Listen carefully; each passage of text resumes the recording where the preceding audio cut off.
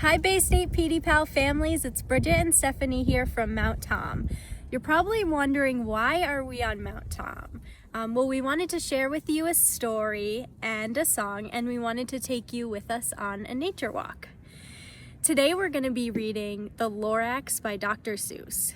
And it is said that Dr. Seuss came on this mountain, Mount Tom, and got his inspiration for Whoville from East Hampton, which is the town right down there. So he came up here and he saw East Hampton and he got the idea for Whoville and the Grinch, which you will know from the Grinch Stole Christmas. And so because it's not Christmas, we decided to share a different story with you.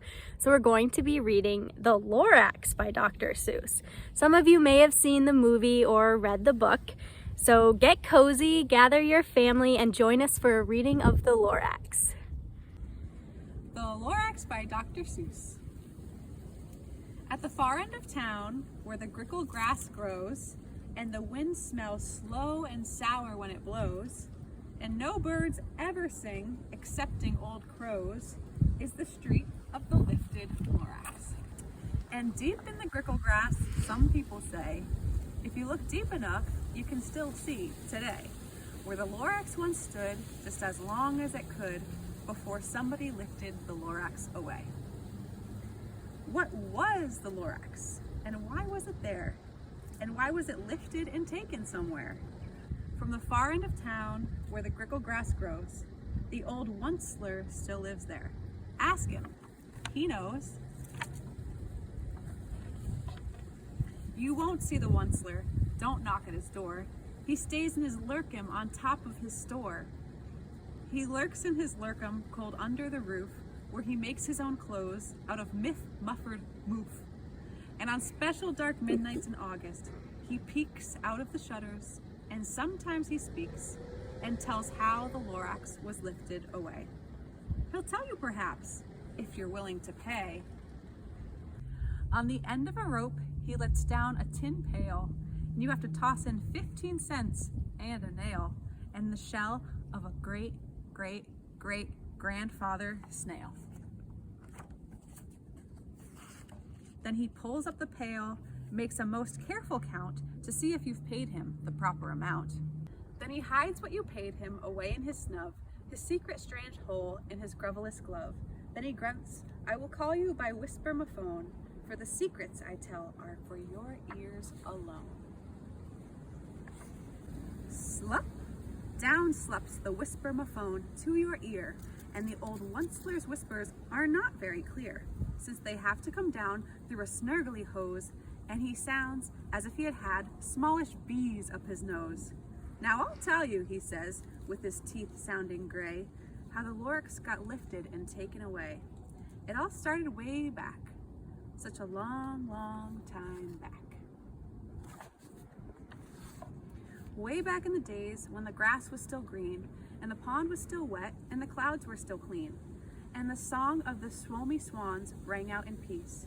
One morning I came to this glorious place, and I first saw the trees, the truffula trees, the bright-colored tufts of the truffula trees, mile after mile in the fresh morning breeze. And under the trees I saw brown barbaloots, frisking about in their barbaloot suits, as they played in the shade and ate truffula fruits. From the rippleless pond came the comfortable sound of the humming fish humming while splashing around. But those trees, those truffula trees. All my life I'd been searching for trees such as these. The touch of their tufts was much softer than silk, and they had the sweet smell of fresh buttery milk. I felt a great leaping of joy in my heart. I knew just what I'd do. I unloaded my cart. In no time at all, I had built a small shop. Then I chopped down a truffula tree with one chop. And with great skillful skill and with great speedy speed, I took the soft tuft and I knitted a thneed.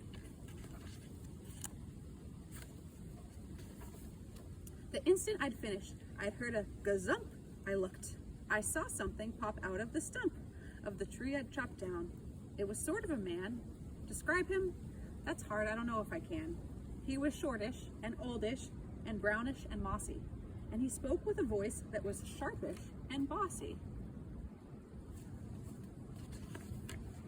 "Mister," he said with a sawdusty sneeze, "I'm the Lorax. I speak for the trees.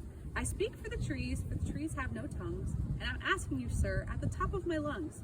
He was very upset as he shouted and puffed, "What's that thing you've made out of my truffle tuft?"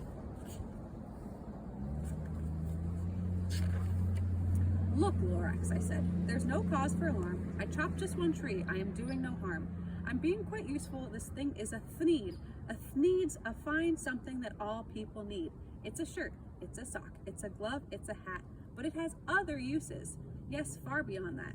You can use it for carpets, for pillows, for sheets, or curtains, or covers for bicycle seats." The Lorax said, "Sir, you are crazy with greed. There is no one on earth who would buy that fool thneed." But the very next minute, I proved he was wrong. For just at that minute, a chap came along, and he thought that the thneed I had knitted was great. He happily bought it for $3.98. You never can tell what some people will buy.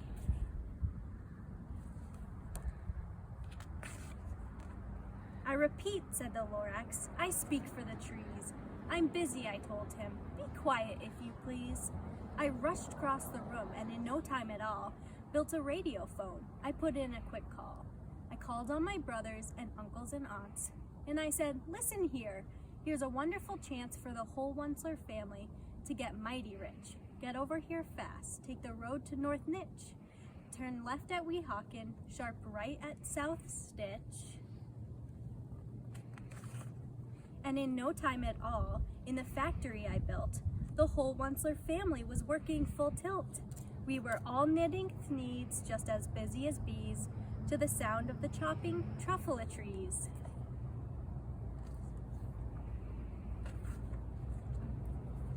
Then, oh how my business did grow. Now chopping one tree at a time was too slow. So I quickly invented my super axe hackler, which whacked off 4 truffle trees at one smacker. We were making thneeds 4 times as fast as before, and that Lorax, he didn't show up anymore.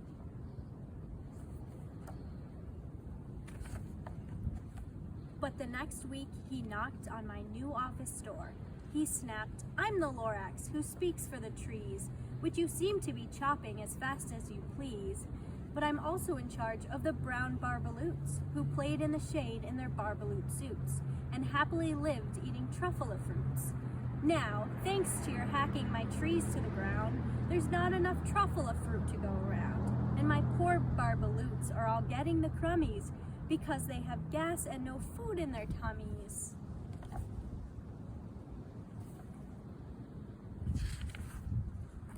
They loved living here, but I can't let them stay. They'll have to find food, and I hope that they may. "Good luck, boys," he cried, and he sent them away. I, Wensler, felt sad as I watched them all go. But business is business, and business must grow, regardless of crummies in tummies, you know.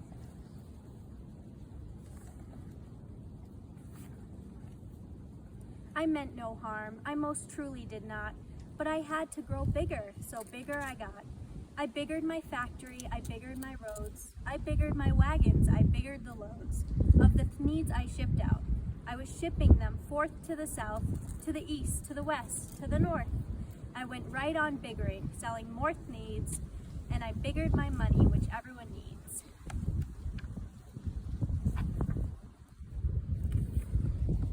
Then again he came back. I was fixing some pipes. Then that old nuisance Lorax came back with more gripes. "I am the Lorax," he coughed and whiffled. He sneezed and snuffled. He snargled, he sniffled. "Wensler," he cried, with a cruffulous croak. "Wensler, you're making such smoggless smoke. My poor swami swans, why they can't sing a note, so no one can sing who has smog in his throat."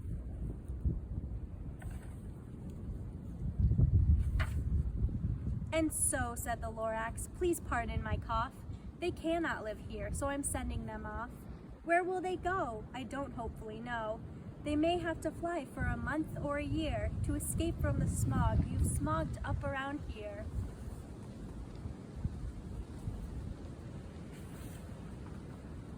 What's more, snapped the Lorax. His dander was up. Let me say a few about the gluppity-glup.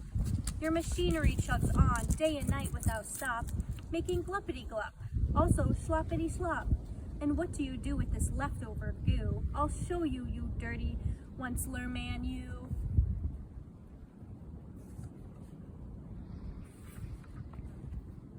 You're glumping the pond where the humming fish hummed. No more can they hum, for their gills are all gummed. So I'm sending them off, oh their future is dreary. They'll walk on their fins and get woefully weary, in search of some water that isn't so smeary.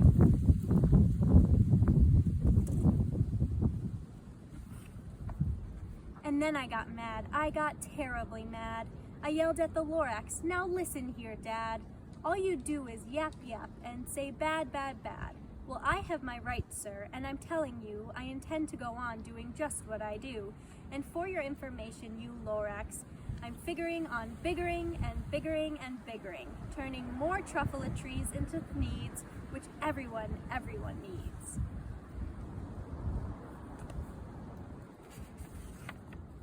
And at that very moment, we heard a loud whack. From outside in the fields came a sickening smack of an axe on a tree. Then we heard the tree fall, the very last truffula tree of them all.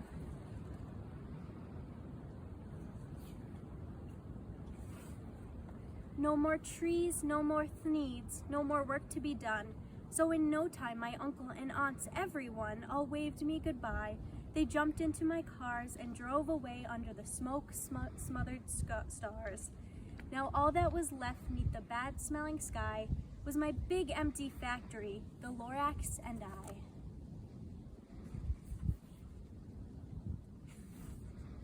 The Lorax said nothing, just gave me a glance, just gave me a very sad backward glance as he lifted himself by the seat of his pants, and I'll never forget the grim look on his face when he hoisted himself and took leave of this place through a hole in the smog without leaving a trace.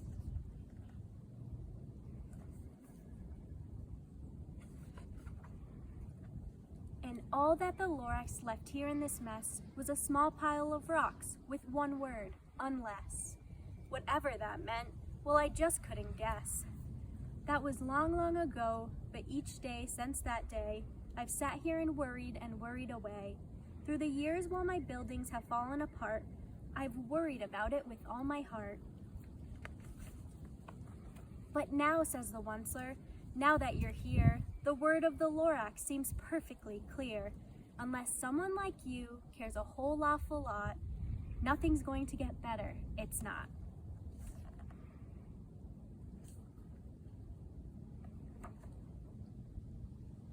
The end.